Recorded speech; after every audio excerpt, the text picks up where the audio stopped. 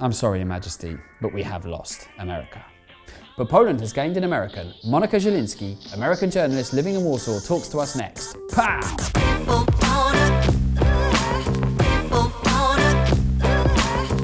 Yes, Monika, welcome to the studio. You look like you just switched off for a second there. No. Wait, did we start? This is the official start of the program. God. You are on Hi Polska, lucky you. And I'm super glad to have you because we've known each other for a few years. Now, you are not 100% American because you've actually got Polish roots. So let's delve into this story first. Okay. Well, both of my parents are from Poland. They moved to the United States about 25, 30 years ago, like a lot of people. So I grew up in the United States, in Connecticut, to be exact. I don't know if everyone knows where that is. It's not too far from New York. Somewhere in the, yeah. Yeah, in the New England. If you know Yale University, I didn't go there. I'm not an Ivy League. No, not me. But that's the general area. And So you've come home? Yeah, I mean, technically. Did it feel like that when you first came back full time? Well, the truth is I've been coming to Poland for the majority of my life, every 2 years, because my grandparents are still here. I have a lot of family still in Poland. So we've been really trying to spend time with them every 2 years for summers. So it never was like a foreign country to me. I was pretty comfortable being in Poland. But for the first time in about, I think 2016, I came to Warsaw for a month. For a study abroad program with my university. First time? For a month, yes. Ah, so it was the first long period. Yeah, exactly. I've traveled to Warsaw for a day trip with my parents, but you know, that's not the same. Shouts out to Mrs. Zielinski, by the way. Yeah, she loves you. So that was the first time I could actually experience the city as a young person and live in a small apartment and get to know the city very well. And I fell in love with it. I was so sad to leave. So I was very determined to come back as soon as I could. Ah. Now it's time for English question. Monika, yes. What is it you do? I'm a journalist. Who for? Poland Today magazine, which is an English language media platform.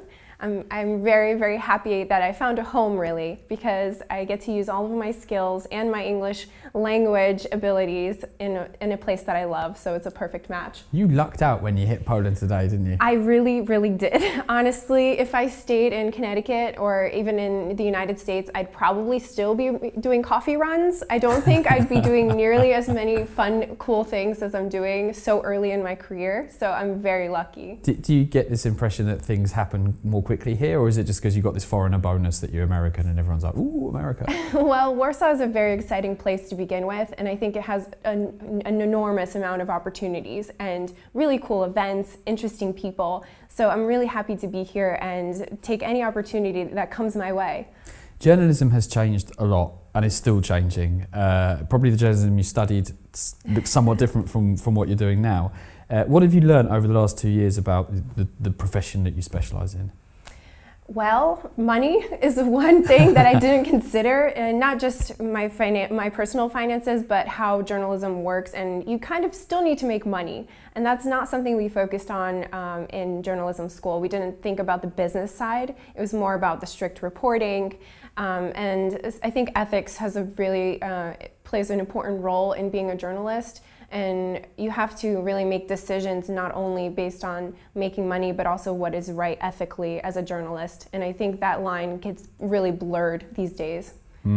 I love crossing that line all the time. So delicious. Well, I had a professor that said, don't even eat a cookie at a meeting because it can be a bribe. Not even one cookie. No cookies? She was very ethical and very strict. What was her name? Professor Killjoy? No. Come on, man. Yeah, I mean, that maybe is an extreme, but it's just an example of how careful you have to be. So what is it you specialise in? Like, do you focus on business and what type of business, or is it culture? I write about a lot of different topics. Mostly my role at Poland Today is being the online editor. So I do a lot of the behind the scenes on the website, on social media, going to events and covering them. But I really enjoy writing about startups in Poland and cool, innovative companies and entrepreneurs and that real startup spirit. I see someone who could really do very well on HiCash, don't you?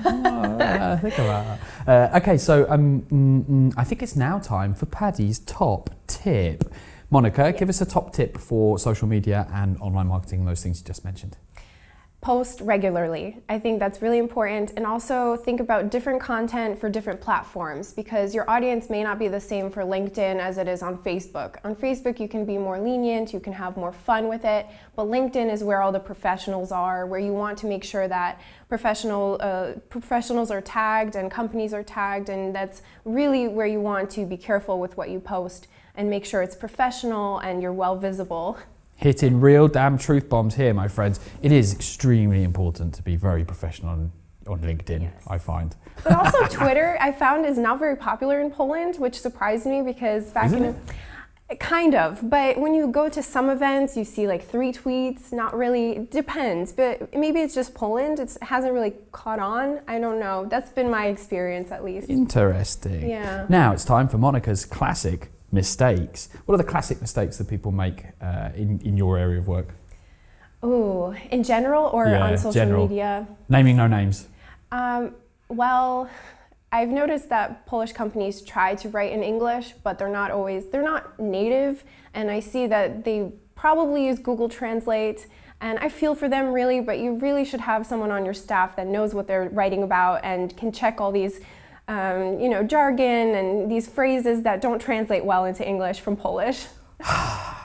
That is a hell of a truth bomb there, my friends. Stop that Google Translate. Get yourself a decent writer. It's really not that expensive. Exactly. You guys have been moving into video, I noticed, quite a lot. Yeah, this year.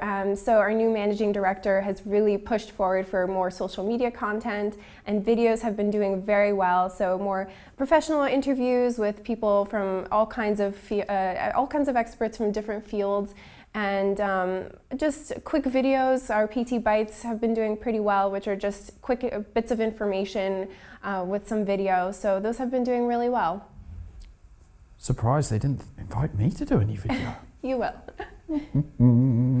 So many organisations have a real challenge. You're absolutely right. Changing a message for the different platform, just tagging people in is surprisingly time consuming. Yeah. It becomes overwhelming for even organisations with large organisations with even medium-sized marketing teams just feel like they're overwhelmed. How do you deal with managing multiple platforms? That's a good question. I think everyone is starting to figure it out. One option is to have one person just dedicated to posting on social media, but at smaller organizations, you kind of wear many different hats. So you have to not only write, but post and go to conferences. So it's very hard to manage all of that.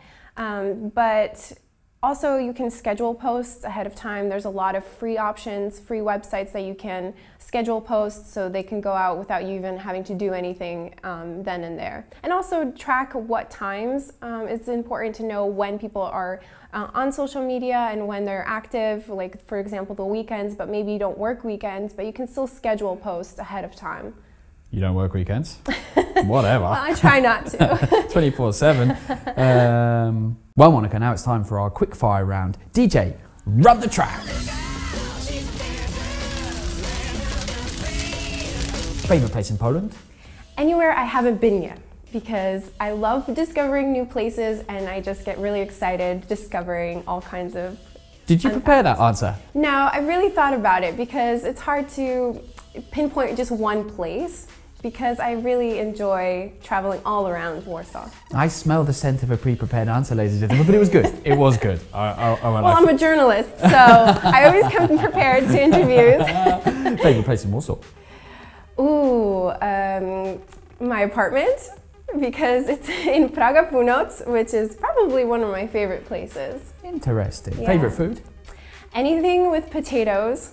And I'm a sucker for traditional Polish dinner, Sunday dinner with your chicken cutlet and your potatoes and surówka. You don't look like somebody who eats a lot of potatoes, but I don't know. I try to limit it. Worst Polish food? Chłodnik. Do you have? It's like a cold soup. Yeah, we'll explain on a hot summer's day. I can't. It's beets and like. It's a dairy-based cold soup. Somebody get this woman some nice hot dick. Remember, you can write your favourite food, favourite place, and all your answers to these quickfire round questions in the comments below. And make sure you share this episode, mofos. Now let's go on with the quickfire round. Best moment in Poland so far? Ooh, that is really tough because they've all been so great. Sniffing, pre-prepared No, answers. that one I was not prepared for because honestly, can I be completely honest? Yes. Living in Poland has been like a vacation every single day because you're in a completely new place. You have new experiences every single day. So every experience that may be typical to a Polish person is so new to me and interesting to me. Oh, I like that. It's a really nice. Worst moment in Poland? Oh God.